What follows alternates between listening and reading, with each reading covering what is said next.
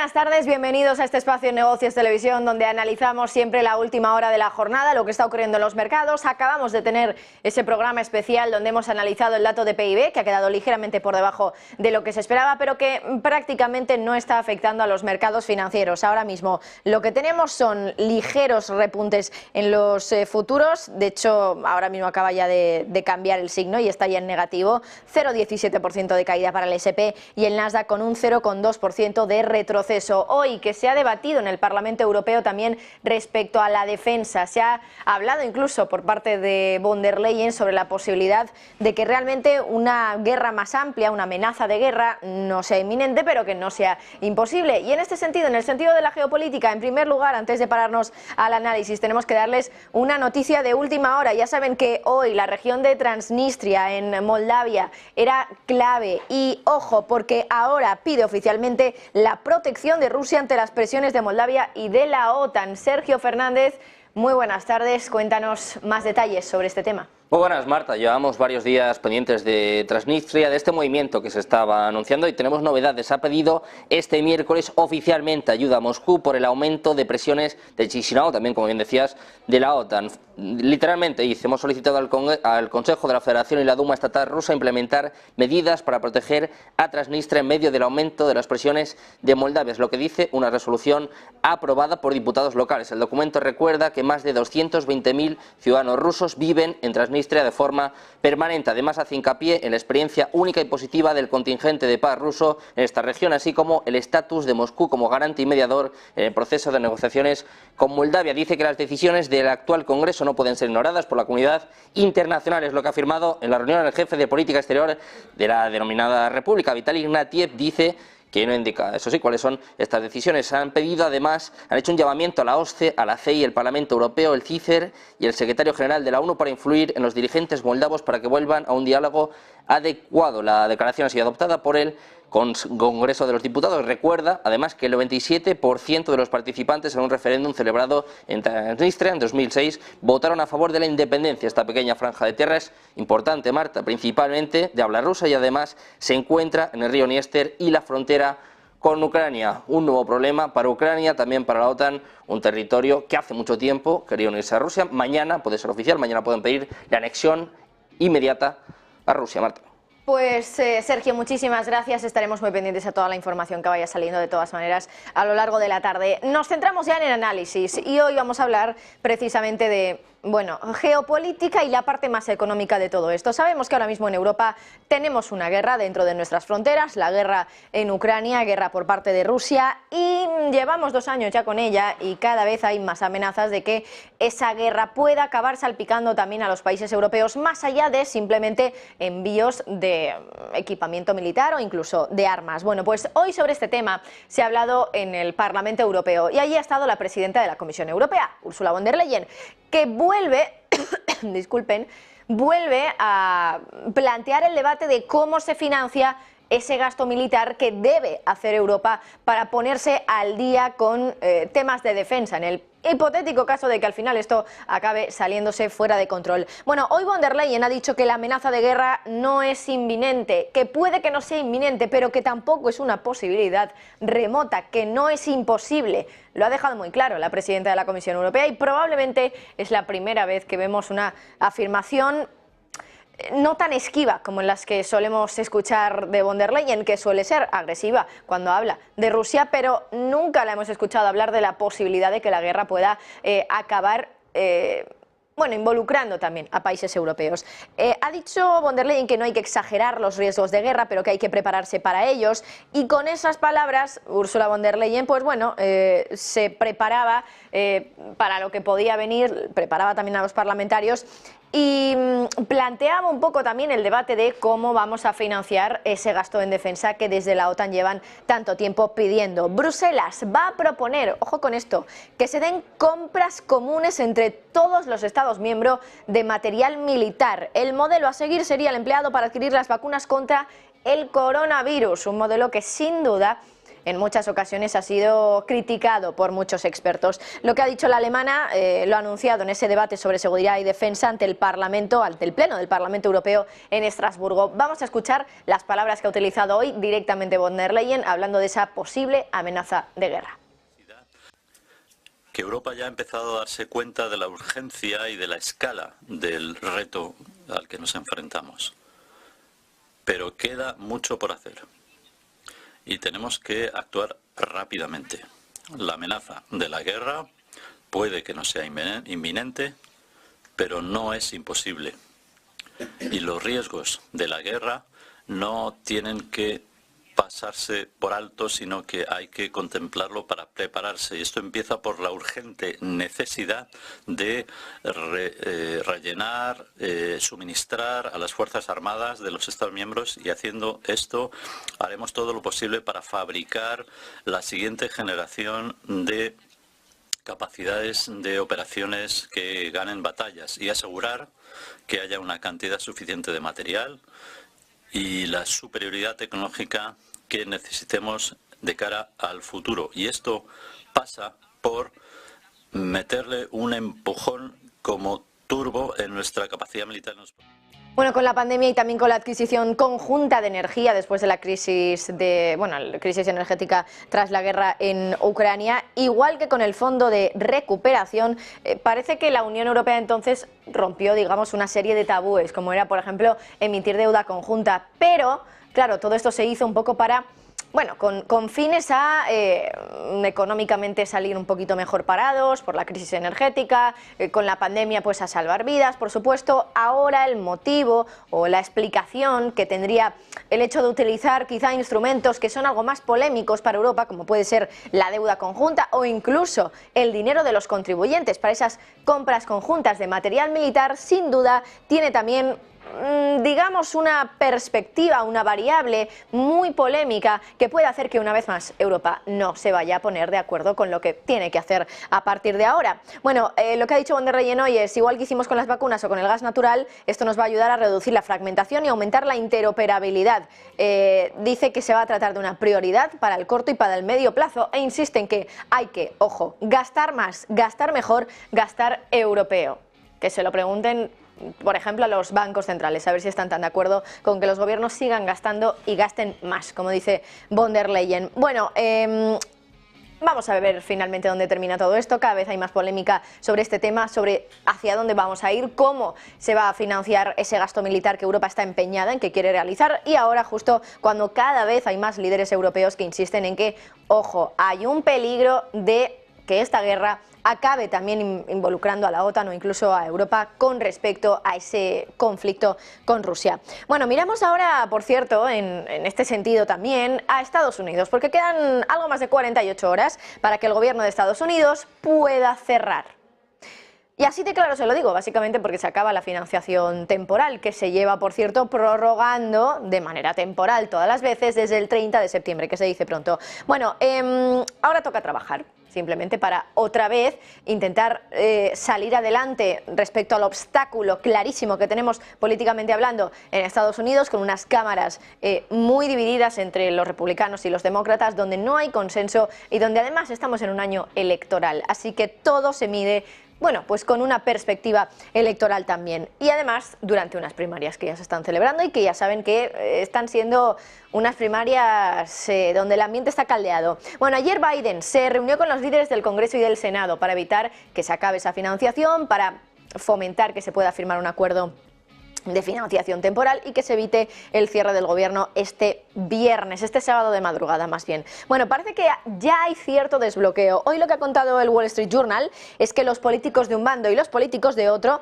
están adoptando ya un tono ciertamente optimista sobre la posibilidad de evitar un cierre del gobierno este fin de semana, después de la reunión que se tuvo en el día de ayer en la Casa Blanca. Bueno, ahora se espera que Mike Johnson, del Partido Republicano, el presidente de la Cámara de los Representantes, presente ya en los próximos días una legislación que mantendría al gobierno completamente abierto, pero eso sí, los detalles todavía se desconocen. El Congreso tiene hasta la madrugada del sábado, concretamente hasta las 6 de la mañana, hora peninsular, para financiar, por un lado, el Departamento de Asuntos de Veteranos, el de Transporte, el de Agricultura, el de Energía y otras varias agencias también que han estado operando con extensiones temporales desde el día 30 de septiembre. Como les decía, la financiación para el resto del gobierno federal va a expirar a partir del 8 de marzo, es decir, una semana más tarde. Pero ayer parece que Biden, contra todo pronóstico, acabó consiguiendo un avance que muy probablemente acabe otra vez como conclusión con un acuerdo de extensión de esa financiación, seguramente también temporal. Aunque, como digo, desde el 30 de septiembre venimos acumulando uno tras otro porque al final nadie quiere que se cierre el gobierno. Ya saben que las consecuencias pueden ser devastadoras y se puede quedar un gran número de funcionarios estadounidenses, que cada vez son más, que es de hecho el sector laboral que más está creciendo, se podrían quedar sin cobrar sus sueldos y cobrándolo cuando el gobierno vuelva a abrir, pero trabajando, eso sí. Bueno, ya nos lo decían muchos expertos, que Biden en realidad tenía todas las papeletas de ganar en esta negociación. Hay expertos como Cosme Ojeda, profesor de América Hoy de la Universidad CEU San Pablo, que nos decían ayer precisamente que Biden tendrá muchos lapsus, que será muy mayor, que no se acordará, por ejemplo, del nombre del canciller alemán, que recuerda a Angela Merkel pero no al actual Olaf Scholz, pero a pesar de esa avanzada edad, nos decía, tiene tanta experiencia política después de haber sido senador durante 3 décadas que sabe negociar con los políticos estadounidenses de un lado y del otro. Nos lo decía ayer, como les digo, Cosme Ojeda. Un presidente, o sea, en contra de la fama que tiene de un señor mayor que pierde la memoria o se tropieza subiendo las escaleras del avión presidencial, es uno de los políticos más eficaces en los últimos 50 años consiguiendo acuerdos gubernamentales. De hecho, ha aprobado 2 paquetes brutales de ayuda y para recuperar la economía americana, para invertir en infraestructuras, y es verdad que este paquete, que son 12 acuerdos por 1,6 billones de dólares. Y la verdad es que está atascado, pero bueno, Biden ha sido muy, como digo, muy eficaz en sus 2 primeros años como presidente consiguiendo acuerdos. O sea, él es un señor que lleva 30 años de senador, tiene muchos contactos en el Congreso y en el Senado, y aunque tiene una imagen de eso, de señor mayor despistado que no tiene buena memoria, es mucho más eficaz, por ejemplo, que el presidente Obama o que casi todos los presidentes de los últimos 50 años logrando acuerdos. Bien es verdad que este paro, o sea, tiene que negociar hoy y tiene que hacerlo antes del viernes. Entonces la cosa está complicada porque hay peleas entre los republicanos y también entre los... Bueno, la gran cuestión es cómo ha conseguido Joe Biden que quizá los republicanos sigan dando su voto para poder financiar al gobierno cuando están desde luego totalmente en contra de los demócratas en muchas cosas, sobre todo en materia fiscal, que ya saben que el gobierno de Biden se ha puesto a gastar mucho y los republicanos quieren evitar que eso continúe así. Y una de las cosas en las que más quiere gastar, en Ucrania, que de hecho es otro de los temas que ayer se hablaron. Veremos también cómo queda este tema, aparte del tema del cierre del gobierno, que parece que se podría estar resolviendo. Bueno, un tema que no se ha resuelto mucho es el que anoche publicaba Bloomberg. Todo un bombazo informativo, básicamente. Apple, la empresa más grande del mundo en capitalización bursátil, reconocía que había perdido 10 años en un proyecto que ha acabado ahora abandonando. Bueno, esto lo reconocía Bloomberg. De momento la compañía no se ha pronunciado al respecto. Esta manzana podrida, casi podríamos decir, no es ni más ni menos, que el que podía haberse conocido un poco como el iCar o el Apple Car. El coche de Apple, básicamente. El coche que estaba ya desde hace una década Apple maquinando, pensando y dedicándole tiempo y esfuerzo para poder producirlo. Un coche que, bueno, para muchos, o según la opinión de muchos, suponía un sueño para Apple, desde luego, un sueño de convertirse en la compañía capaz de crear lo que algún ejecutivo en Apple llegó a calificar como el sueño o el móvil definitivo, más bien. Bueno, ahora Bloomberg dice que ayer Apple les dijo a sus empleados que estaba cerrando el proyecto del automóvil y que iba a reasignar un poquito, aparte del personal que estaba dedicado a esto, a sus esfuerzos de inteligencia artificial. Así que coche eléctrico no, transición energética no, es una de las reflexiones que podemos hacer. Inteligencia artificial sí, muy a pesar de lo polémica que ha sido también en estos últimos meses, que es cuando más boom ha dado realmente. Bueno, aparentemente la decisión se ha tomado después de meses de frenéticas reuniones entre altos ejecutivos y el Consejo de Administración de Apple. Lo más curioso de todo, sus maneras. las maneras de trasladar esta información de Apple a la compañía, porque lo que dice Bloomberg es que el director de operaciones y el director del proyecto le dieron ayer la noticia al equipo, que por cierto es un equipo de 2.000 miembros, en una reunión que duró menos de 15 minutos.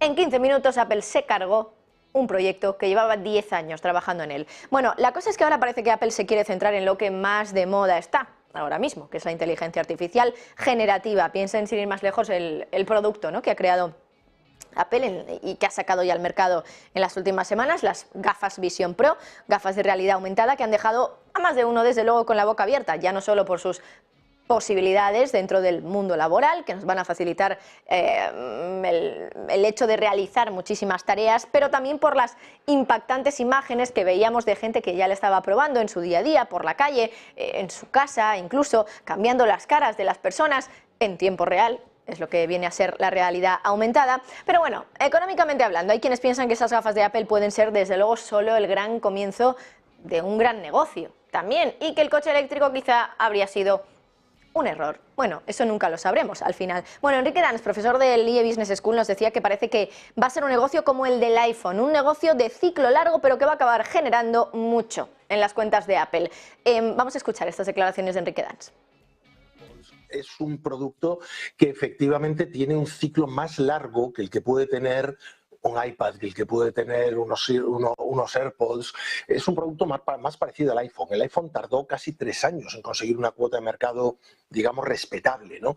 Yo creo que esto es un producto de ciclo más largo, que por lo tanto a la compañía le va a costar más asentar como uno de sus grandes blockbusters, como uno de sus grandes generadores de dinero, y que por otro lado lo que ocurre con los productos de hardware de Apple, ya sabes lo que es, que en cuanto pasan unos meses ya están fusilados y copiados hasta la extenuación. Bueno, ahora mismo las gafas de Apple tienen un precio prohibitivo, $3.500 en Estados Unidos, pero claro, el Apple Car iba a ser muchísimo más caro. De hecho, se especulaba con un precio de $100.000 la unidad. Claro que los coches, lógicamente, son mucho más caros en comparación con lo que pueden costar unas gafas de realidad aumentada. Pero aún así, por ejemplo, piensen en lo que ha hecho Tesla con los precios, que lleva meses dando hachazos a los precios y recortando esos precios. Piensen en que el modelo más popular, el Model Y, el año pasado Tesla le bajó su precio en un 26%, ni más ni menos. Claro, eso hizo que sus cuentas registraran crecimiento en las entregas, pero ni siquiera con esa bajada de precios consiguió Tesla llegar a su objetivo de crecimiento de entregas. Y eso que Tesla, por cierto, hablando un poco de todo,